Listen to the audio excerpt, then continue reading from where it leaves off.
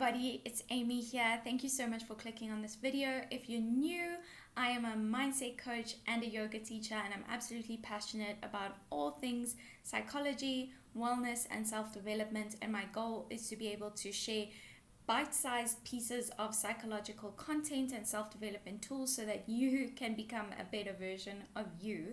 And today I'd really like to talk about breath as a tool and breath work and how you can use it in your life to manage stress, to regulate yourself, and to feel empowered, because the beautiful thing about breath is that you've always got it. It's always available to you, and you can use it specifically for ways that will help you manage your emotions and be able to move through life with more resilience and confidence.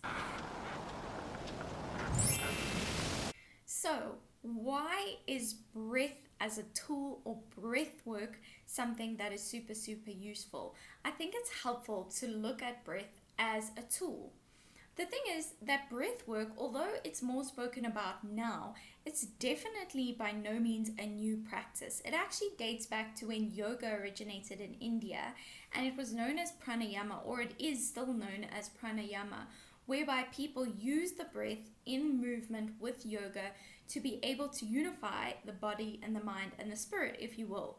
Similarly, when you look at Tai Chi, they think of the breath as life force and being able to channel that energy through the movements of Tai Chi.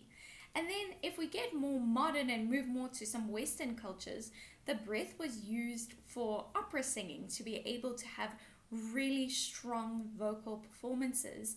And then in the 20th century, we had Lemay's breathing that was used during childbirth to be able to calm some of the anxieties.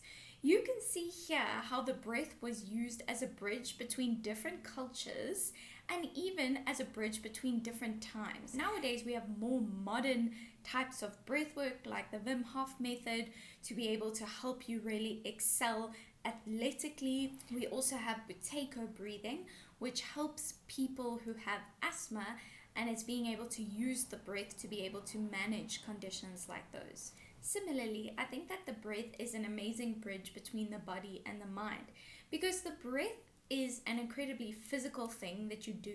It's movement, it's in the body, but it has real impacts on your mind. And this is where it gets interesting. Through your own effort, you can use your breath, that's something physical, to help impact your mind. And I don't think we always see it this way. I think we often think we have to tell ourselves to be calm, tell ourselves to manage our stress, and then our bodies must listen. But sometimes we can use our bodies, like our breath, calm ourselves down, and then in turn that will affect our thoughts and make us feel calmer. And this is how it works. If you look a little bit into the science behind it, when you breathe deeper, you engage your parasympathetic nervous system, which is your rest and digest nervous system. When you breathe fast and you are feeling anxious, this is your sympathetic nervous system. So if you look at it this way, you feel the sensations of a fast heart rate, breathing fast, you'll feel anxious. What if you could calm yourself down, and in so doing you activate the parasympathetic nervous system, and that makes you feel calmer? This is where the breath becomes an incredible tool. But don't just take my word for it. There has been so many studies that have proven the effects of the breath, namely a study done at Stanford University, where they found that breath was really an amazing tool to help people calm themselves down and also improve their mood, which I found pretty interesting. And then there was also a study at the University of California whereby participants who engaged more with diaphragmatic breathing actually improved their cognitive performance. So it can calm you down, it can improve your mood, and it can make you think clearer. So hopefully I've convinced you why using your breath as a tool to improve your mood, to calm you down, or to enhance your cognitive performance is something worth trying.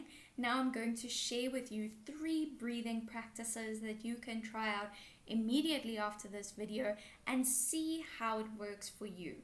The first one is called box breathing, and I think this one is probably the most common one that I come across. Basically, what you'll do is breathe in for a count of 4, 3, 2, 1. Hold at the top of your breath for 4, 3, 2, 1. And breathe out for 4, 3, 2, 1. And hold at the bottom of the breath for 4, 3, 2, 1. To put it simply, you're breathing in for 4 counts, holding at the top for 4 counts, breathing out for 4 counts, and holding at the bottom for 4 counts. This is extremely helpful in moments where you just need to regulate. Maybe you are at work, something's happening, you're feeling a little bit anxious.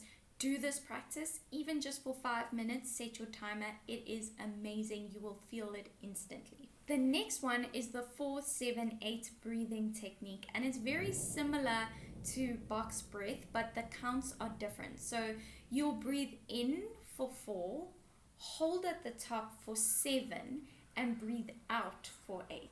And then breathe in for 4, hold at the top for 7 counts, and breathe out for 8 counts. Now, when your exhale is longer than your inhale, this promotes a very deep sense of calm. So this is something that you can do before bed to promote sleep. It really, really helps you to convince your body that you are getting sleepy, you are getting calm, so you may as well sleep. 4, 7, 8, those are the counts for this type of breathing technique. And then the third technique is diaphragmatic breathing. And I really like this one. A simple way of doing it is putting one hand on your chest and the other hand on your belly. And imagine your breath moving between your two hands. So you're breathing in and the breath moves to the top hand, and you breathe out and the breath moves to the bottom hand. Why this is so useful is because it encourages you to breathe deep into the belly and even wide. Usually when we breathe up here, we breathe into our chest, it's very shallow, and this actually isn't good for us. So breathing all the way down into the belly in this way is extremely helpful. It brings a lot of calm for yourself, and it's easy to do wherever you are. So how can you experience the benefits of breath work by incorporating it into your life? I would recommend something simple. When you wake up, literally start with 5 minutes of that diaphragmatic breathing, where you place one hand on the chest and the other into the belly, and you breathe into both hands. I think this is a great way to start your day feeling centered, feeling grounded, and especially if you feel that you wake up with a bit of anxiety, this is an excellent thing to do right after you wake up. Then around lunchtime, when the day's a little bit hectic or you're feeling a little bit anxious, I think box breathing is a great choice. Again, only for 5 minutes. It doesn't have to be something huge. And then right before you go to sleep, I think the 4-7-8 technique is a great thing to do to get you to wind down.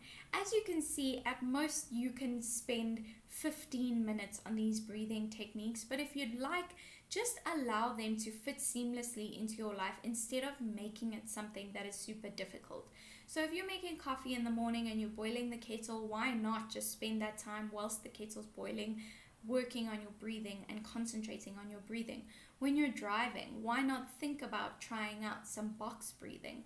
When you're sitting, waiting for somebody, waiting for an appointment, why not try it out? Think of moments where you are still and where you can use that stillness more intentionally. Thanks so much for watching the video. I'd love to hear what your thoughts are on using the breath as a tool. Is it something you already use? What did you learn from this? What do you think you'll practice after watching this video? I think that the breath, just to recap, is amazing because it acts as a bridge between modern times and ancient times, between different cultures, because different cultures have been able to see the value in using the breath as a tool. And it's also possible to act as a bridge between the body and the mind, and you can allow your body and mind to communicate in a way that actually empowers and supports you. And then I gave you 3 techniques that you can try: box breathing, the 4-7-8 technique, and then diaphragmatic breathing. And I gave you some ideas on how you can incorporate this into your life. Thank you so much for watching. Please don't forget to like and subscribe and leave any comments down below. I'll see you next time.